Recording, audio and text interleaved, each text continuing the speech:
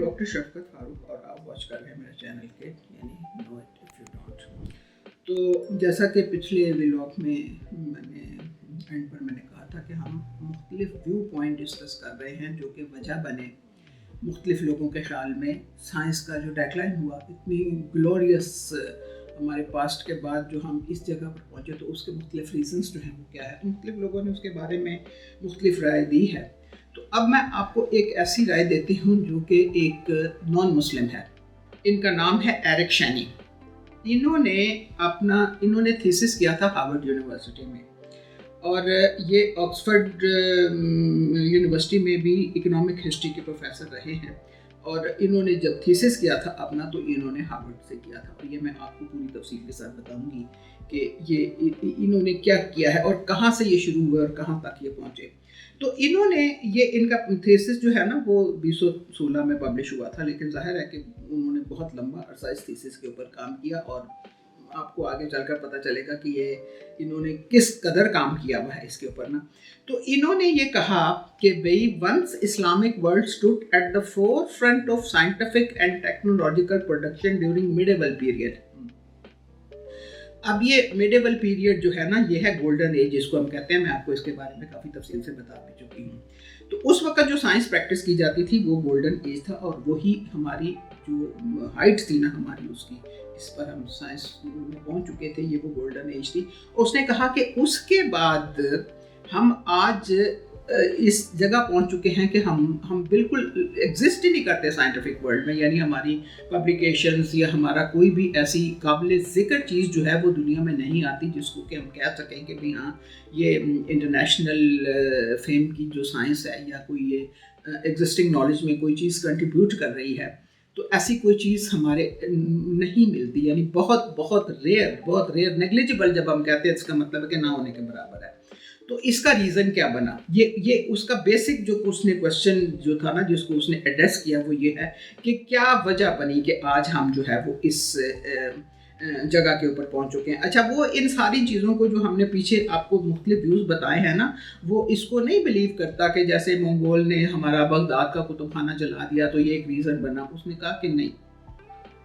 ये भी नहीं है। जो वेस्टर्न एनकाउंटर हम कहते हैं कि उन्होंने कॉलोनाइज करना शुरू कर दिया और उन्होंने हमारा मीडियम चेंज किया, वो कहते हैं कि हम ये भी इसका एक मेजर रीज़न नहीं है। उसने कहा है कि जो मेजर रीज़न है वो है एक uprise in the power of religious leaders, यानी जो हमारा मजहबी तबका था, जब हमने उनको बहुत ज़्यादा अहमियत देना शुरू कर दी, जो बहुत ज़्यादा जब उनको हमने प्रमोट करना शुरू कर दिया और हमने कहा कि हमारा किबला व काबा यही है, यही अव्वल व आखिर है, तो वो एक रीज़न जो था ना, वो एक वजह बनी हमारे इसकी डेक्लाइन की, जो कि हमारे मुसलमानों में जो साइंस का एक डेक्लाइन शुरू किया। अब उसने ये सब वो इस नतीजे पर कैसे पहुंचा। उसने कहा कि जो बेसिक स्पिरिट है साइंस की, नेचर की, और या जो कैरेक्टरिस्टिक और मेथडोलॉजी जो कि इस्लामिक साइंस में थी, जबकि इस्लामिक साइंस अपने बिल्कुल हाइट के ऊपर थी, उसमें जो स्पिरिट, जो उसके एम्स, जो कैरेक्टरिस्टिक और जो नेचर थी, वो बेस करती थी सॉलिड फाउंडेशंस के ऊपर, यानी रैशनैलिटी थी। उस वक़्त के मुसलमानों ने जो इस्लाम वो इस्लाम को इंटरप्रेट करते थे, वो रीजंस के ऊपर बेस करता था। वो आपके ख्यालात या आपके बिलीव्स के ऊपर बेस नहीं करता था, बल्कि सॉलिड फाउंडेशन थी उसकी। यानी ज़ाहिर है कि एक्सपेरिमेंटेशन इजाद ही मुसलमानों ने की थी, और यही इस्लाम का एक सबक भी यही है कि आप हर चीज़ को देखें। इस्लाम यही तो कहता है कि तुम देखते क्यों नहीं, तुम सोचते क्यों नहीं, समझते क्यों नहीं, तुम गौर क्यों नहीं करते। ये जो लफ्ज़ है ना, गौर क्यों नहीं करते, बार बार कुरान पाक में है। इसका मतलब यही है कि आप इन चीज़ों को गौर करें, इनको टेस्ट करें, परखें कि ये जो भी इस्लाम की स्टेटमेंट है ये क्या है, इसके मकासद क्या है, इसके पीछे क्या है। लेकिन हम उधर नहीं हम आएंगे ना, तो हम बस अपने आसान तरीका जो है ना वो हमने ढूंढ लिया। तो गोल्डन एज में जो इंटरप्रिटेशन थी वो इस्लाम की वो रैशनैलिटी के ऊपर थी, वो किसी की पसंद नापसंद के ऊपर जो है ना वो उसके ऊपर नहीं थी। अब जब हमने इस रैशनल इंटरप्रिटेशन को लूज़ किया और हम जनाब फेथ के ऊपर और फिक्का के ऊपर और रिलीजियस ऑर्थोडॉक्सी के ऊपर जब हम आ गए, तो उस वक़्त उन्होंने ये हम यानी हम इसलिए पहुँचे, लोगों ने जो यानी रिलीजियस अथॉरिटीज़ थी, उन्होंने इस चीज़ को अडॉप्ट इसलिए किया था कि इससे उनकी पावर एनहांस होती थी, क्योंकि अदरवाइज उनको इतनी इम्पोर्टेंस इवन रसूल अकरम सल्लल्लाहु अलैहि वसल्लम के ज़माने में ही उनको मतलब उनका एक मकाम था अपना, और बाकी जो लोग थे आलम फाजिल थे उनका एक अपना मकाम था। ये नहीं था कि भाई उनको सुपीरियॉरिटी हासिल थी और बाकी लोगों को कंडेम किया जाता था या उनको इम्पोर्टेंस नहीं दी जाती थी या उनको डिस्करेज किया जाता था, ऐसा नहीं था। हर एक के पास उसका अपना मकाम था और हर एक के पास जो चीज़ थी वो रैशनली बेस्ड थी, यानी सॉलिड फाउंडेशन के ऊपर। उनके ज़माने में तो कोई शख्स ऐसी बात कर नहीं सकता था ना, क्योंकि फिर अगर कोई किसी के ज़हन में कोई थोड़ी बहुत वो भी थी, यानी कोई गलत फहमी भी थी, तो उसको करेक्ट कर दिया गया था नबी अकरम सल्लल्लाहु अलैहि वसल्लम की तरफ से, और उस वही जो करेक्शन की या जो उनके जो फरमादात थे वो हदीस कहलाए बाद में। तो उसने कहा कि ये हमने एक आसान तरीका ढूंढा, क्योंकि जो रिलीजियस लीडर थे उनको फिर पावर नहीं मिली थी, उस ज़माने से ही चले आ रहे थे, और उन्होंने देखा कि जो दूसरे लोग थे, जो साइंटिस्ट टाइप लोग थे, उनको बहुत ज़्यादा इंपॉर्टेंस मिल रही थी। तो उन्होंने अपने इन्फ्लुएंस को बढ़ाने के लिए रिलीजियस ऑर्थोडॉक्सी जो है वो उसको बढ़ाना शुरू कर दिया, और उसके लिए उन्होंने अनफेयर मीन्स भी इस्तेमाल किए। मैंने आपको पिछले उसमें ब्लॉग में बताया भी है कि जो मुर्तद लोगों को डिक्लेयर कर दिया जाता था वगैरह वगैरह, इस टाइप की बहुत सारी चीज़ें हैं। अब मैं ना, चूँकि ये वो फैसेट नहीं है तो इसलिए मैं इसके ऊपर ज़्यादा बात नहीं करती, मैं साइंसी के फील्ड में रहना चाहती हूँ। तो उसने ये कहा कि ये जो रिलीजियस ऑर्थोडॉक्सी थी ये डेवलप हो गई। उसने कहा कि जो लिबरल इक्विलिब्रियम था ना, वो हम कायम नहीं कर सके, यानी जो हुज़ूर अकरम सल्लल्लाहु अलैहि वसल्लम के ज़माने से जो चला आ रहा था ना, कि हर एक का अपना मकाम था, साइंटिस्ट का या जो भी आलिम फाजिल थे उनका अपना था, रिलीजियस अथॉरिटीज़ जो हैं उनका अपना था, और उनके दौर में तो सबसे बड़ी रिलीजियस अथॉरिटी वो खुद थे, इसलिए उनके आगे तो मजाल नहीं थी ना किसी की कोई भी वो सर उठाता, तो इसलिए वो उनको नहीं मिला। तो उन्होंने अब फिर यहाँ पर उन्होंने वो लेने की कोशिश की, और उन्होंने कहा कि ये जो इक्विलिब्रियम था इसको हमने मतलब यानी ये साथ साथ उन्होंने इक्विलिब्रियम का मतलब ये है कि जहाँ वो दूसरे आलिम फाजिल एग्जिस्ट करते थे, रिलीजियस अथॉरिटीज़ ने समझा कि इसी लेवल पर हमें भी अपने आप को लाना चाहिए और सोसाइटी में अपने इन्फ्लुएंस को बढ़ाना चाहिए। उसके बाद मंगोल इन्वेजन भी हो गया, फिर इंटरनल जो हमारे कॉन्फ्लिक्ट थे मुसलमानों के मुख्तलिफ फ़िक्का के दरमियान, वो भी मतलब बने कि एक फ़िक्का कहता था कि मैं मुसलमान हूँ सही, और दूसरा कहता था कि मैं मुसलमान हूँ सही और बाकी सब काफिर है। आज तक भी यही चला आ रहा है ना।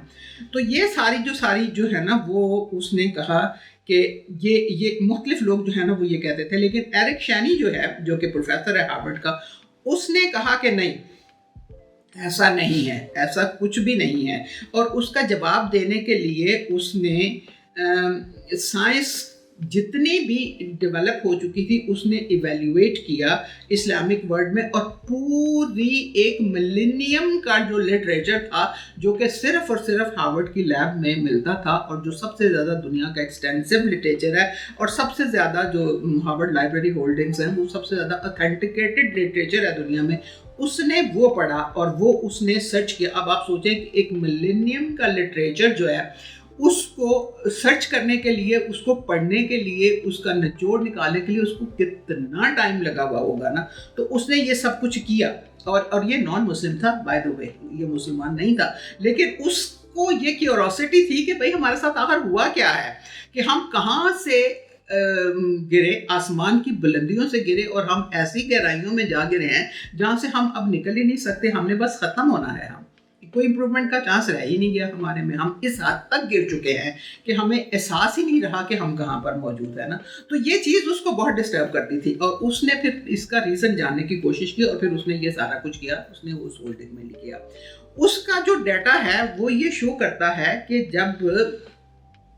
12वीं सदी ईस्वी में ये जो डेक्लाइन था ना, यानी एट द एंड ऑफ 1800 ये जो डेक्लाइन था ये शुरू हो चुका था। और ये डेक्लाइन जैसे जैसे होता गया वैसे वैसे ही जो सर्च था ना, वो रिलीजियस बुक्स जो थी या उसके जो डेरिवेटिव्स थे उसमें वो, यानी एक तरफ ये चीज़ कम होनी शुरू हुई, जो साइंटिफिक पब्लिकेशंस थी ये कम होनी शुरू हुई, और रिलीजियस पब्लिकेशन जो थी ये इनकी ये बढ़ना शुरू हो गई। और ये मतलब जो एविडेंस है ये यानी उसका ख्याल ये है कि ये वो दौर था जबकि जो मैंने आपको पीछे बताया ना कि जो मुसलमानों में जो ऐसे लोग आ गए थे जो कि उस चीज़ को, यानी जो हमारी जो बिलीव्स थे वो एक रैशनल इस्लाम के ऊपर बेस करते थे, जिसकी एक सॉलिड फाउंडेशन थी, जिसमें एक्सपेरिमेंटेशन थी, जिसमें एविडेंस बेस्ड थी। लेकिन वो लोग आ गए जो कि एक मतलब पर्सनल बिलीव और वो जो भी यानी हमारे मज़हब में जो भी कुछ जो नेगेटिवली इस्तेमाल था उन सारों के ऊपर जो है ना वो उन्होंने करना शुरू कर दिया। तो ये इसका रीज़न, यानी जो हमारी इंटरप्रिटेशन थी रीज़न बेस्ड उसको हम भूल गए। ये वो दौर जबकि ये रिलीजियस बुक्स जो हैं वो बढ़ना शुरू हुई और साइंस की बुक्स जो हैं वो डेक्लाइन शुरू हो गई। तो उसके पीछे मैंने आपको रीज़न भी बताया कि हमने क्या वो मतलब क्या क्या कुछ हमने इसमें सोसाइटी में अपनी में एक जहर घोल दिया हुआ था। तो वो चीज़ जब वो नेचुरल रिलीजन था जो हमारा ख़त्म हुआ, तो fake so called fake religion जो था जो उस वक़्त आ गया, वो आना जब बढ़ना शुरू हुआ तो वो मतलब उसके बाद रिवाइवल जो था वो शुरू हो गया, यानी इस्लाम का रिवाइवल या साइंस का रिवाइवल जो है वो शुरू हो गया। अब ये रिवाइवल क्या चीज़ है, ये एक बिल्कुल टोटली डिफरेंट चीज़ है और ये बहुत इंपॉर्टेंट है आपके समझने के लिए। यानी जो रिवाइवल मूवमेंट को लीड करता है उसको कहते हैं मुजद्दिद। ये मुजद्दिद जो थे, जो तजदीद करते थे, ये बाद में मुजद्दिदीन कहलाए, जो आजकल के दौर में मुजाहिदीन कहलाते हैं। यानी लोग इनको कंफ्यूज भी करते हैं, किसी ने ये कभी जानने की कोशिश नहीं कि मुजद्दिद एक्चुअली इसका मतलब क्या है और ये जो हम आजकल के मुजाहिदीन कहते हैं इनका क्या मतलब है, लेकिन लोग इसको इंटरचेंजेबली इस्तेमाल करते हैं। अब ये जो है ना ये एक यानी तजदीद जो है या ये जो करते हैं, ये जो मूवमेंट होती है, इसमें वो ये तकरीबन हर सेंचुरी के बाद एक दफ़ा ये रिवाइवल जो है ये ज़रूर होता है और इसमें वो अपनी एक नई कमिटमेंट देते हैं फंडामेंटल्स ऑफ इस्लाम की तरफ। यानी वो वापस अपने आप कोशिश करते हैं कि हम फंडामेंटल और इस्लाम की तरफ जाएं, जिसमें के टीचिंग ऑफ कुरान है, हदीस है, इस्लामिक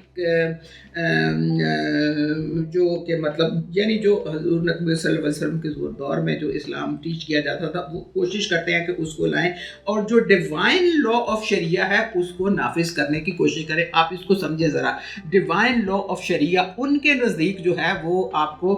मैं अभी आगे चलकर जो है ना वो बताऊंगी। अब ये जो रिवाइवलिस्ट मूवमेंट है ना, यानी हर सदी के बाद एक दफ़ा वो अपने आप को, ये जो मुजद्दिद है सो कॉल्ड, ये कमिट करते हैं अपने आप को कि हम जो ओरिजिनल इस्लाम है जो उस दौर में था उसको एनफोर्स करने की कोशिश करें। ये मैं आसान अल्फाज में आपको बता रही हूँ। अब ये जो मूवमेंट है ये एक्सक्लूसिविस्ट भी होती है, यानी आप किसी एक पर्सन को, किसी एक ग्रुप को या किसी एक कौम को अपने हलके से खारिज कर देते हैं। आप ज़रा सोचें कि हमने क्या किया था ना, ये हम कर चुके हैं, हमारे ही मेरी अपनी होश में ये सब कुछ हो चुका है जब हमने एक सेक्ट को इस्लाम से खारिज कर दिया था। हमने कहा था कि ये नॉन मुस्लिम है। आप ज़रा सोचिएगा कि वो कौन है। अच्छा, उसके बाद ये प्लूरिस्टिक भी हो सकता है, यानी हम बहुत सारी स्टेट्स जो हैं, बहुत सारे फ़िक्का जो हैं, बहुत सारे सेक्ट्स जो हैं वो एक जगह इकट्ठे करके हम इकट्ठे सारे मिलकर रहना, यानी कोएग्जिस्टेंस का जो मामला है वो उसमें हम रहना शुरू कर रहे हैं। यानी सुन्नी भी रह रहे हैं, शिया भी रह रहे हैं, अहमदी भी रह रहे हैं, वो क्या कहते हैं ये एक और भी है ना इस्माइली भी रह रहे हैं और पता नहीं वहाबी भी रह रहे हैं और देवबंदी भी रह रहे हैं और पता नहीं कौन कौन, ये सब एक उसमें सोसाइटी में रह रहे हैं और इसको हम कहते हैं कि ये मूवमेंट जो है प्लूरिस्टिक मूवमेंट में ऐसा होता है। अच्छा, ये डिवोशनल भी हो सकती है, यानी हम सिर्फ